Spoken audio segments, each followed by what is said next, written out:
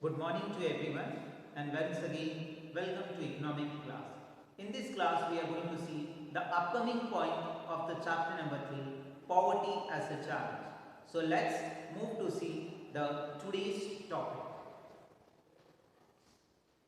First, chapter number 3, poverty as a challenge.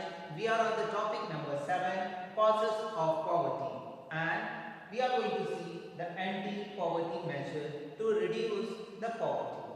First, the causes of poverty are basically essential, and after that what the government of India is taking the necessary steps to reduce the poverty we are going to see.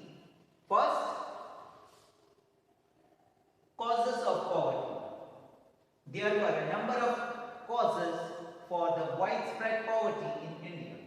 First point is highlighted here. There are a number of causes for widespread of poverty in our country. One historical reason is about that the colonial rule. The Britishers ruled and they used all the natural resources and all our resources for their use only, and that was leading to the economic development under the British colonial administration.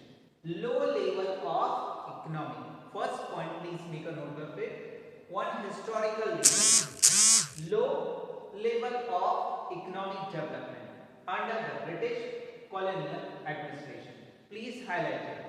Second, the policies and the programs by the colonial government was traditional handicraft and discouraged development of industries like textile, because they used to promote their own industries material to India. They used to take all the raw materials from here, and again by manufacturing all the goods they used to bring it here and sell in the market. The low rate of growth persisted until the 19th and 80s. Please make a note of it. The causes of poverty. Step by step we are going to see about the causes of poverty in India. So the first point is about the low level of economic development under the British administration. Next, this resulted in the less jobs and low growth rate of income. What result here? Job opportunities were very less and the growth rate of income was very low. It was accompanied by a high growth rate of population, and the population growth was increasing. The two combined to make the growth rate of per capita income was also very low. Here the per capita income is also very low. The failure at both the front, promotion of economic growth and the population control, right, preceded the cycle of poverty. Economic growth and the population explosion, right? Economic growth was also low and there was no promotion, and the population control was also not good.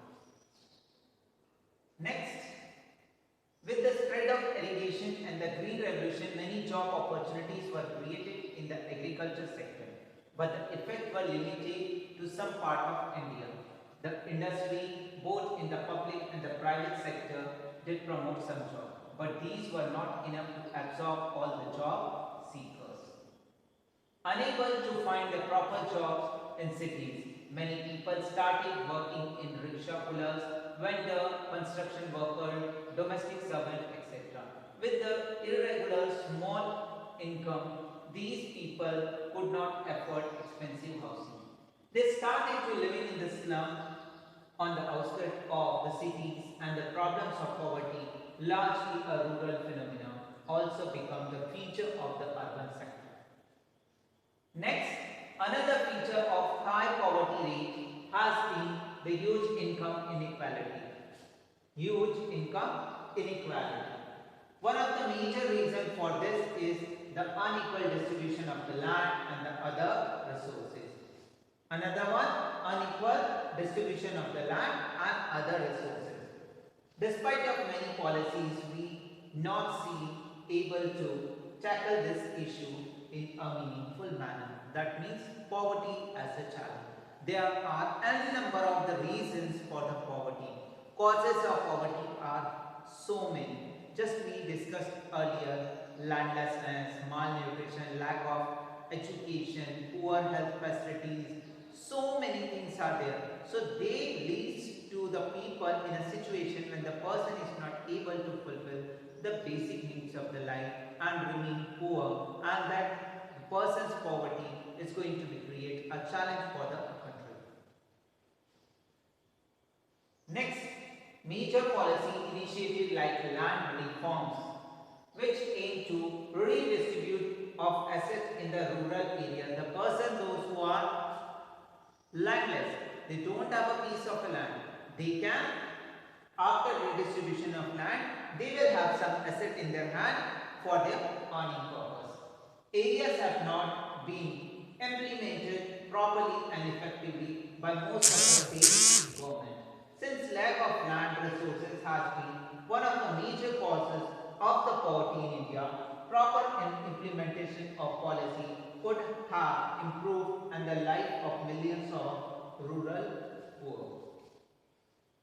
For the improvement of the life, the land distribution was a very good step. Many other socio-cultural and economic factors are also responsible for poverty. We are going to see the socio-cultural thing and economic factor which are responding for poverty. Please make a note of it. We are going to see about the socio-economic factors which are responsible for poverty. In order to fulfill the social obligation and observe religious ceremony, people in India, including the very poor, spend a lot of money. Small farmer needs money to buy agriculture input like seed, fertilizer, pesticide and etc. for cultivation of a land or to growing a crop at a particular season. Since poor people hardly have any saving, they used to borrow from the money lender or from the landlord on the high rate of interest, and the burden of that credit is going to be on them, and the interest is keep on increasing and increasing, and they will remain poor and they can lose their land piece also. Unable to repay because of poverty, they become the victims of independence, and so the high level of the dependence is both cause and effect of poverty, because the high rate of interest they have to repay and plus the lump sum amount whatever they have taken. Next, anti-poverty measure. We are going to see about the two anti-poverty measures here. The anti-poverty measures are